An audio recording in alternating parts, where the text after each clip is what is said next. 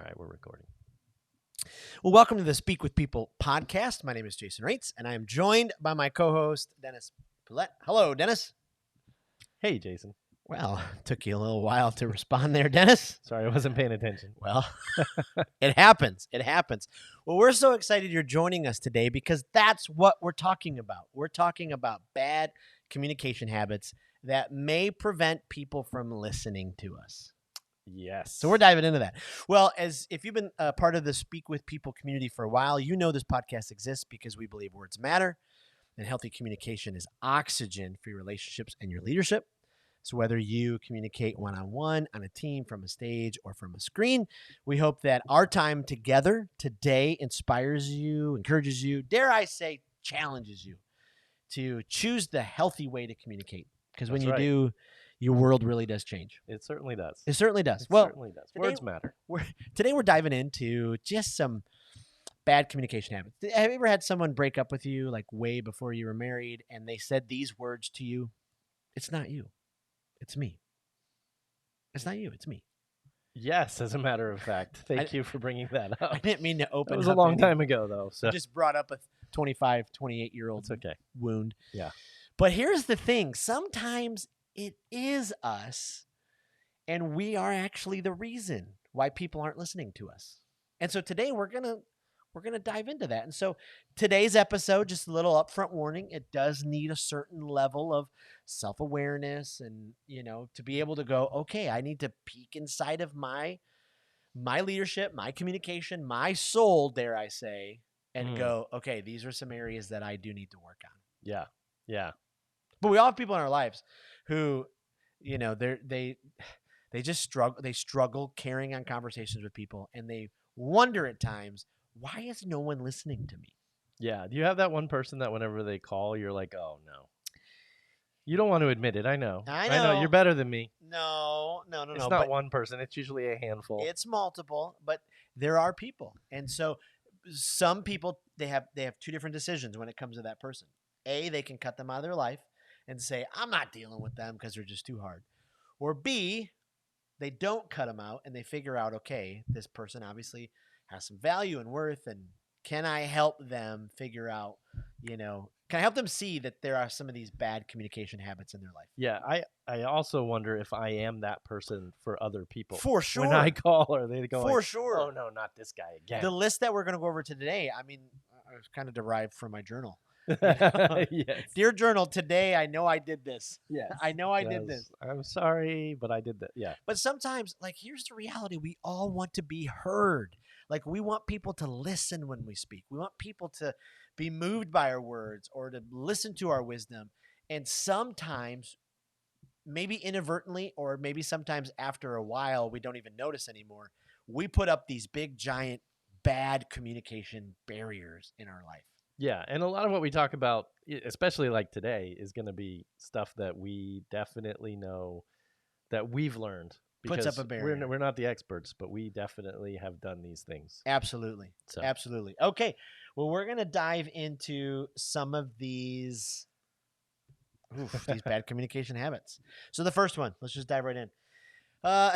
This person, the negative always outweighs the positive. Yeah. They are. And we talked about this in a past podcast. We love to jump in on the negative sometimes. But sometimes, though, if you are the bearer of negativity all the time, it really does wear on people. Yeah, being that person that calls, and you know that whenever you get that phone call, it's always going to be every time negative. Dennis, how you doing? Everything is horrible again. The Eeyores of life. The Eeyores of life. The Eeyores of life. And I get it. We all don't have, bright, bubbly, positive, shiny personalities all the time. And I am very, very aware that we need to have times where, yes, our emotions, go up and down. And it's okay at sometimes to be that person. But when it's constantly all the time, you've got to really do some self-exploration. Yeah, and I think even whenever, I think we've said this in a past podcast that negativity breeds negativity. And so sometimes you get in a circle of friends. It's not just one person. Right. But you know that every time you get together with those people, if a specific topic comes up, that it's going to be negative. And so you have to figure out, okay, I don't necessarily want to be that negative person all the time. So Right. I've got to figure out, okay, let's find a positive in this Yep. negative situation. And anything you ever share with them, they just have to rain on your parade. You know, oh my goodness, this just happened. Yeah, I can remember when that happened for me 18 years ago, you know, or whatever it is. I sure wish I could. Right. Oh, you always to get me. to do nothing ever fun Yeah. happens to me. You know, the negativity just always outweighs the positivity. And that is tough. And so, how can you find out if you're that kind of person? Ooh, that's hard. That's hard. That takes a level of like self-awareness and, you know, emotional intelligence, but you may just have to ask the people closest to you. I need you to be 100% honest with me. Am I a negative person all the time? And just get ready in case their answer is yes. You got to find those people that are going to be honest. And when you do, we've talked about this before, like don't sit with your arms crossed as they're talking to you. You know, don't sit with your hand like. Am I negative all the time? You better not say I'm negative. Better not say. No, I mean you're going to have to ask the question. And then what I would do too is I'm going to use like a this is like an article you could find in the Harvard Business Review. Oh boy. I would look at a week and I would do like a negativity assessment in your life, a little negativity journal, you know, like just think through like throughout your day, you know, this happened to you. Did I immediately go to the negative response? Yeah. Okay. There was another one. Yeah. Or use the rubber band trick where you snap your. No, I'm just kidding. Don't do that. Oh, you're going to end up with a welt. Yeah. Or you have somebody else. Yeah. I mean, wives are good at that. Yeah. Or some people, they're just. I didn't mean that negatively. I just meant yeah. If you ask your, hey, I'm really working on this. I don't want to be negative all the time. Yep. Will you help me out? Yep. My wife would be very good at that. For years, Jason had a hard time controlling his inappropriateness with joking.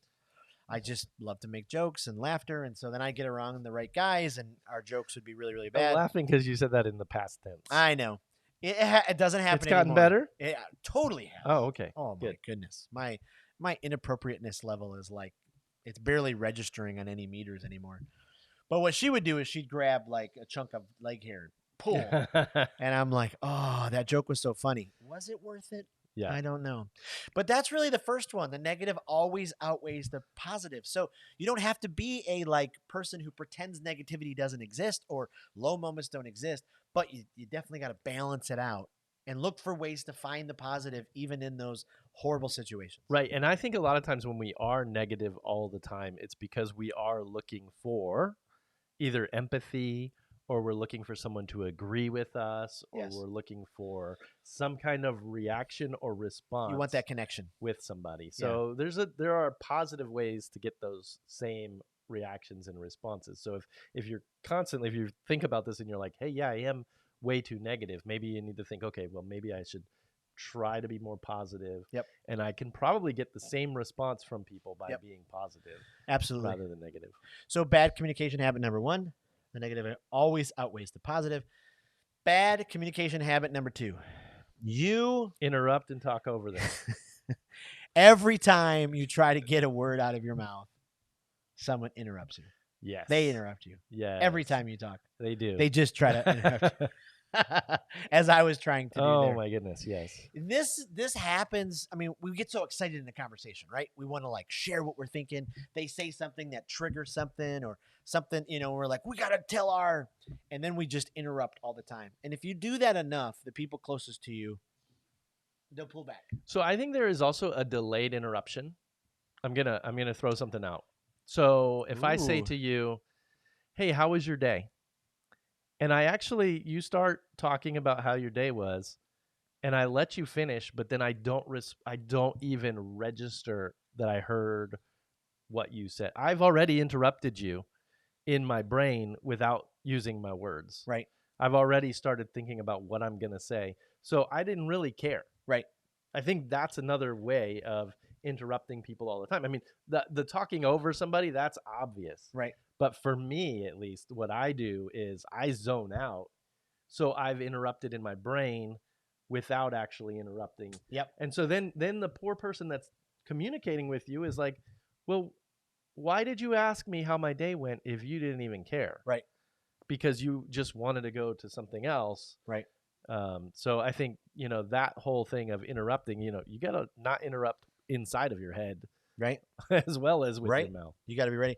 As we were talking about this before, Christy brought up a great point on this one, is when we always put people on hold. Like we're having a conversation, and instead of like interrupting them or whatever, we interrupt the conversation because we're like, oh, I'm getting a text. Oh, wait a minute, I got to take this. Or, oh, I got to go do this. Or someone comes in, and you're like, I got to go talk to them, And so little different take on it. But that as well gets to the point where you're like, okay, that's probably why people aren't listening.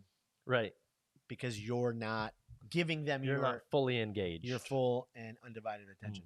So bad communication habit number 1, negative always outweighs the positive.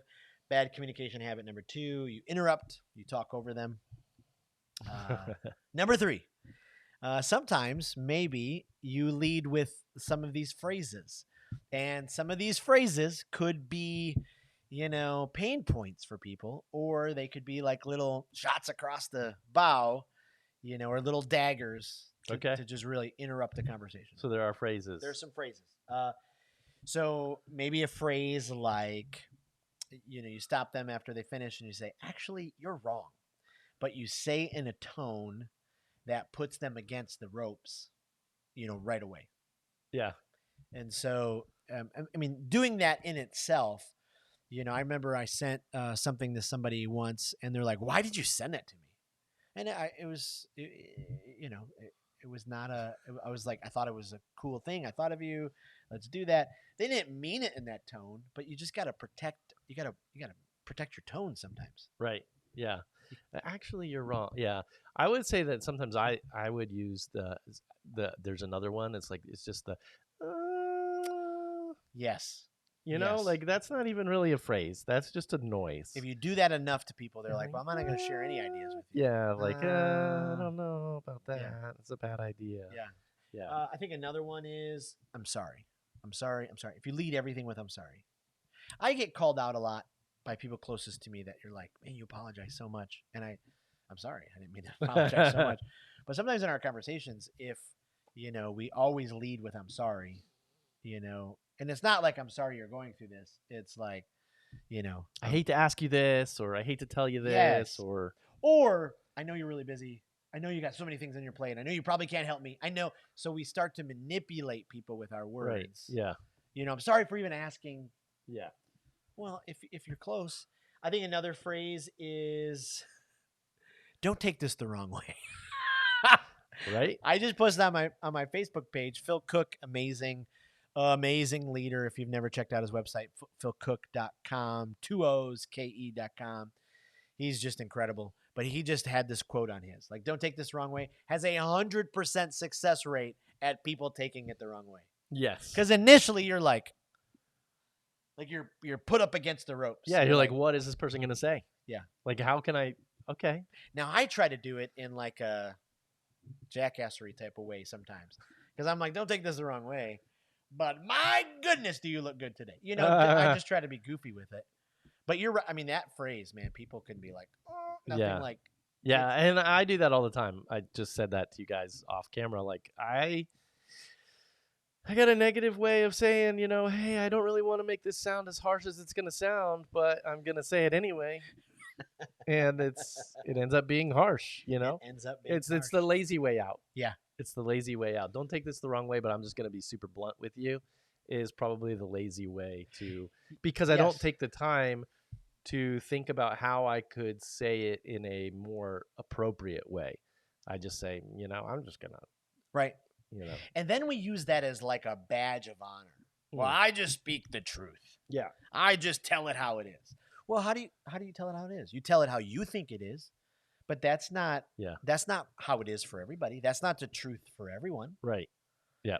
It's like, okay, our word isn't law, and we've got to be able to have that self-awareness in the EQ to be able to go, okay, there's probably a better way. One of these other phrases, with all due respect. Yeah. With all due respect. I mean, that's just like, I'm just setting you up because I'm about to slap you. So I've been in some meetings where that phrase gets thrown around a lot.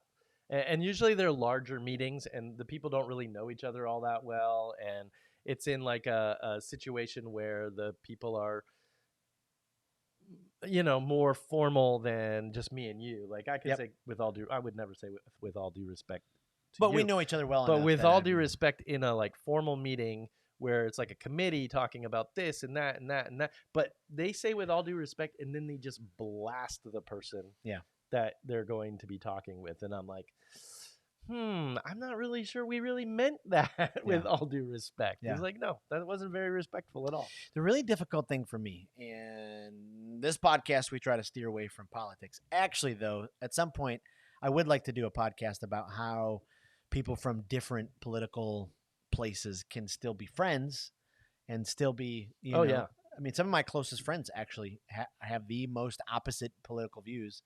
And I'm like, how are we friends? Well, because that friendship can do that. But lately, I don't know. I get so disappointed, and this is where I'm going to be negative. I get so down when I watch any type of anything political, because it's just like a pure speak at people convention. It doesn't matter if they're Republican, Democrat, Independent, Libertarian, this or that. I mean, it's just sometimes it's within the same party. Within this, they're just saying such horribly often awful things to each other.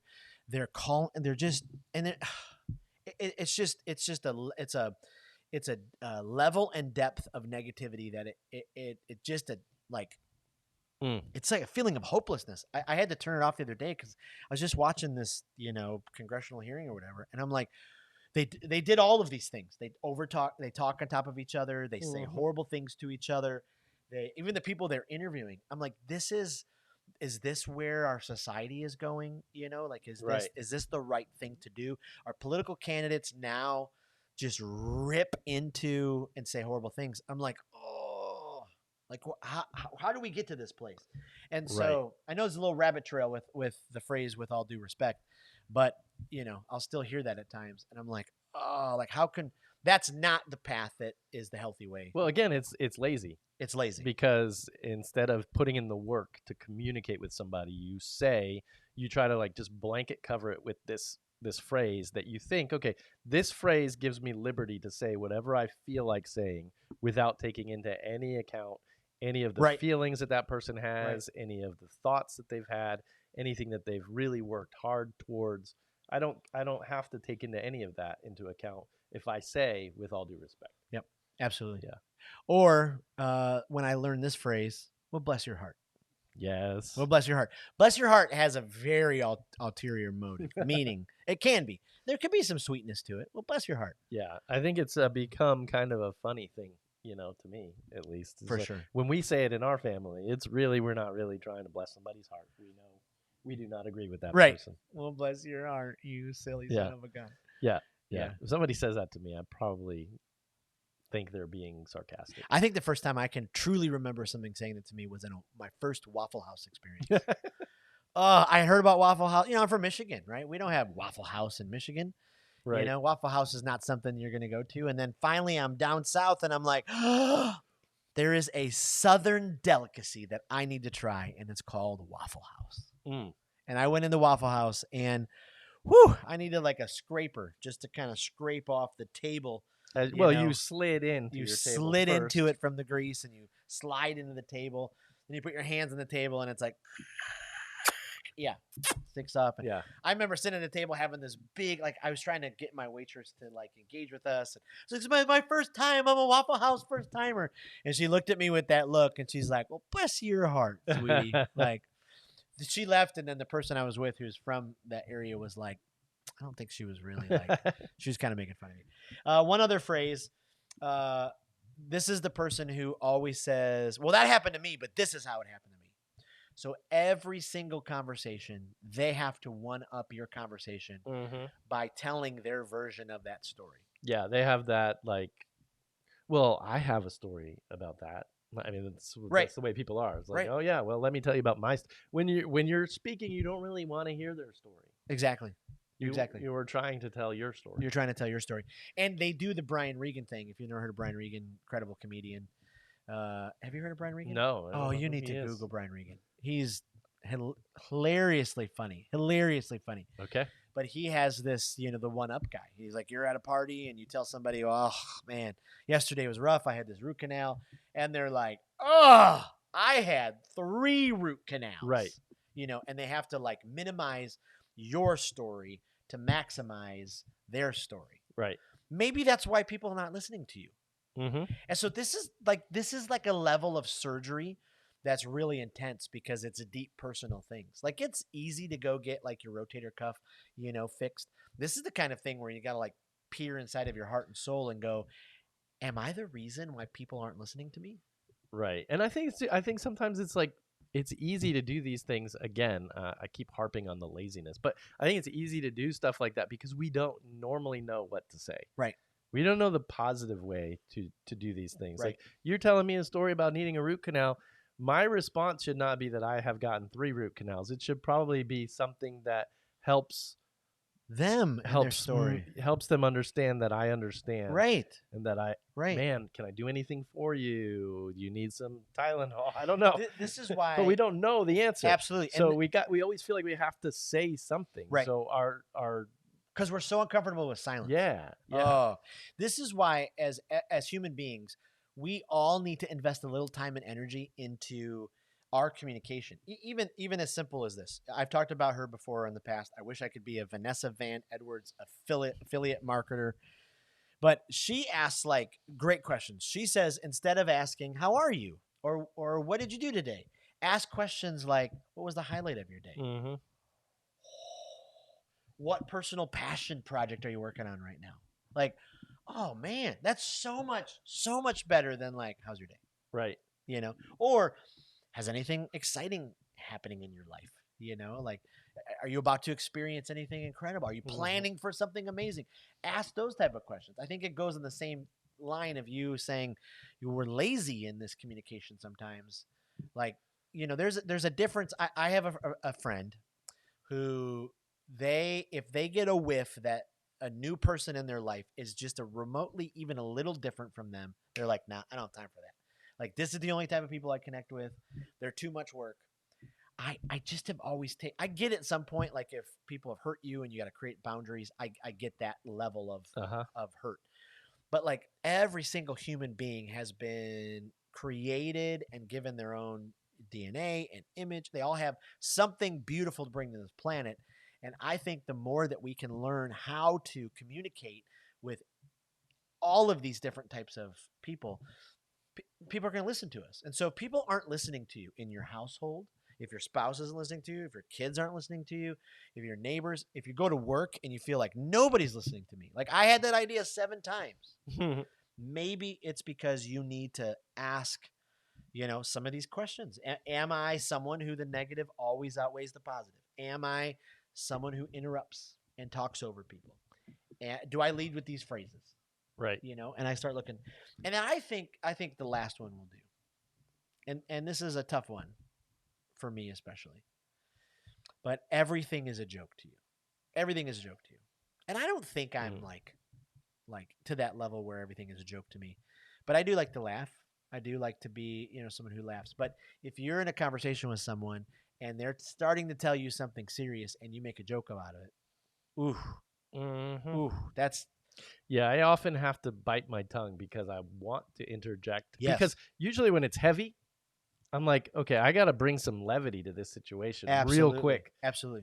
But I know that I probably shouldn't because then we'll never get to the actual problem or the root. Well, and I'm proud to, I'm going to brag a little bit, but I'm like 6 months removed from being a heavy, that's what she said commenter. Like it's been 6 months. Congratulations. I need like a coin or a chip or, a trophy or something, but it was so bad. I can't look over at Christy. She's cracking up. It was so bad that and Christy sat in meetings with me when I made That's What She Said jokes, like at like the most inopportune, ridiculous time. And, it was funny. I'll give you that. Like it was it was creative. It was well thought through. It was very funny, but it just wasn't appropriate. It wasn't the right timing for it. Yeah. There's a time and a place for everything. There's a time and a place. Yeah. There's a time and a place. And so if you turn everything into a joke, your point to like, yeah, bringing some, brevity to it, bringing some life, we've got to do those moments. But if everything that the person is telling us we're turning into a joke, then you gotta do that. So I think that's one of the things that, we talk about laughter a lot on the podcast. Talk about it, when we're talking about the pathway. We talk about it when we had the podcast with Mike Goodwin. We're talking about laughter and comedy and how we're trying to use it to make a connection. But at the same time, we have to know that it's a tool, right, in the toolbox. Yes. It's what are we actually trying to accomplish with that conversation? Yes. If the conversation is I'm trying to sell you a house, then I don't necessarily need to like always be making a joke. Or if it's, hey, I'm gonna, how can I help you with this problem that you have? Yep. Then I probably, if you're gonna tell me a problem, I probably shouldn't make light of it. Right. And be like, oh well, because then you'll never come back to me, right, to tell me about your problem. Right. You'll go find somebody else who takes it seriously and actually helps you figure out how to, resolve that problem. So, yep. So these are tools. So if people aren't listening to you, if you feel like, man, no one has ever, maybe it's you. Like maybe it's not. Maybe there's some situations where, someone broke up with you and they say, oh, it's really me. It's not you. This could be that situation where it's you. And so you might need to sit down with the people closest to you and just say, hey, let's just have a heart-to-heart here. Am I someone who uses these bad communication habits? Like, let's just be honest. And then create a plan then for you to improve upon those, and then look for every situation. There's always going to be moments in our leadership where we're going, okay, that's not the strongest part. That's weak. I've got to improve the weakest part. Right. And so this could be your moment. This could be the time for you to figure out, okay, I've got to make some of these changes, because especially if you have big dreams or aspirations as a leader, if you want to build an online platform, if you want that next promotion at work, I'll take it to a deep emotional level. If you want to be someone who, someday at your funeral, people stand up and say, oh my goodness, this person spoke life into me. If you want your kids to get up and tell the incredible stories, you got to address some of these kind of things, right? Because our words really do matter. People don't put anywhere near enough weight into the power of their words, because they just think they're words. Our words are not Snapchat. Our words we don't snap it and then it disappears. I think that's correct. I did. I'm not even on Snapchat, so I don't know. Our words have so much weight to them, and when we speak them into other people, they can either lift them up or tear them down. Yeah, and I think there's a lot of negativity already in the world, and so when we do not take when we don't take into account the negative things that we are doing in our communication skills, yes, people already aren't feeling heard. Period. Even if you're a great communicator, yes, people don't feel like they're heard. So whenever you start putting these barriers up, then you're messing it up even more. And so what you're communicating to them is that they don't matter. Right. And everybody matters. Everyone matters. And everybody's story matters. Yes. And so let's all do kind of a self-evaluation of what am I doing that is making people not listen to me. Yes. And this is the hard stuff of leadership in life. Like, this is not easy. It's easy just to go, you know what? Forget them. I'm going to go, do my own thing. But if you want to be someone who really does value healthy communication, and you grow your leadership to the point where people are listening to you and they're following you, this is important work. Well, I love this conversation. It's tough to talk about these things, but I hope this helped you as you figure out some of those bad communication. I'm curious, though, what did we forget? Could you leave them in the comments? Could you put them in the comments? Are there some bad communication habits that you would say, oh, here are some of those? That would be absolutely huge. Yeah. Be huge. Well, thanks again for joining us today on the Speak with People podcast. It has been such a joy. So whether you communicate one-on-one, on a team, from a stage, or from a screen, we really do believe words matter, and that healthy communication is oxygen for relationship and leadership. So we hope that our time today, it really did encourage you to Change those bad communication habits. I want to thank you again for being a part of the Speak with People community. What does that mean? One, it means that you're following along on social media. So thank you for every like, every comment, every engagement that you do. Number two, are you a part of the Speak with People community on Facebook? There is a Facebook group. If you just search Facebook for Speak with People Facebook group, you'll find it. And we're posting multiple times a week. We're curating information. We're brainstorming together. We're putting videos in there. It's a helpful group and community. Would love for you to be a part of that. And then three, would you just be someone who shares this podcast? If you think this would be helpful to someone, share the reels, share the podcast links on your social media, or text them to people, and that would be absolutely huge. So thank you again for joining us. Thank you, Dennis, as always, for being my co-host. For sure. Looking forward to next week, and we can't wait for what is ahead. We'll see you. Bye. Bye.